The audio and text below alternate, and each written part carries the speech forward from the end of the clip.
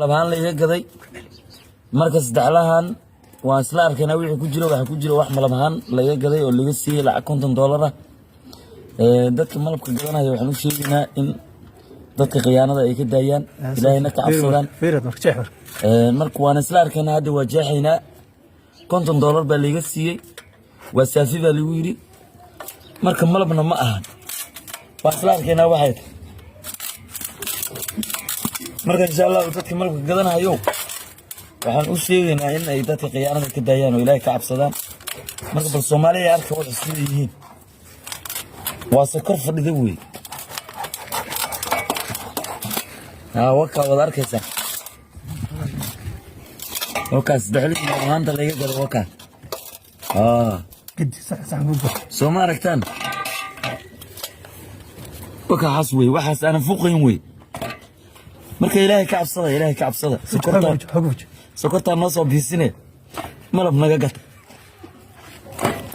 هو وفوق لا يا ورجل فصبح لا يا وكا ورجل هاخد ورجل لا يبقى اللي نكون داش $50 ده لو قادم ما افرق كده افرق روح عندي شحب قبل يسوي هذا لما شحب ولا دمي waxaan wax caadi ma waa sokor kaliya malaba ma han baan u maleeyay waxaan u maleeyay in caagad magaalada laga soo gado kor looga soo daro meeqa qof adiga kula gadato waa inuu caagad 20 qof camal waa dhamay manuu bas la tagay bas dala la tagay ilaa xamar xitaa waa loo dhiib meeqa dhan goorma laga gaday caagad bil ma dhanta dhowr bilood ka hor way alaga gaday waa kan leeyahay ku dhaash waa sokor way سكر بالسوق هي وحل لي أنا هلا بلود بهيسي سوما هلا بلود بنا تتكلم لك عبس كيف أكوي راني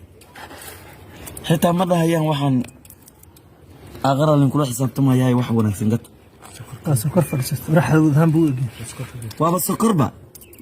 دور كيلو ماشي الوصل باقي عقد يرو مقالة لا وصل قدر شو مرة من كربة لا وصل مرة وقع Soomaaliya ولا ركتان مرة $50 wixii lagu qaatay waka dadku Allah ka cabsadaan oo hatta wad keenan waa ka daayaan dadka sokorta loo soo qooshay wala wax fuqahay ma wax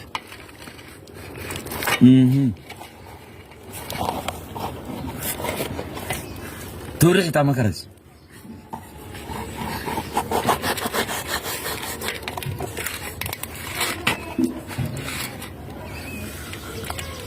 waxaan u sheegaynaa kii hadda naga gaday haddii uu arko lacala inuu naga caafis balso waka waxaan day